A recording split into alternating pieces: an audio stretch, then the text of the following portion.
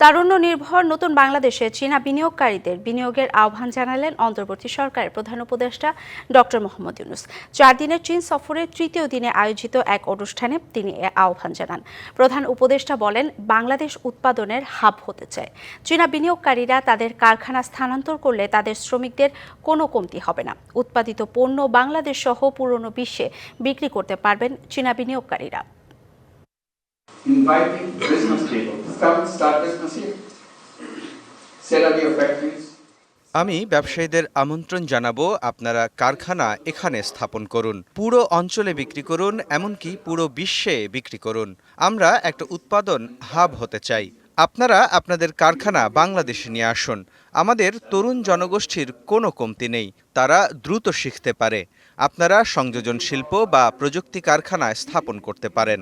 নতুন বাংলাদেশে আপনাদেরকে স্বাগত জানাই। You are invited to be part of that new Bangladesh. It's not only business,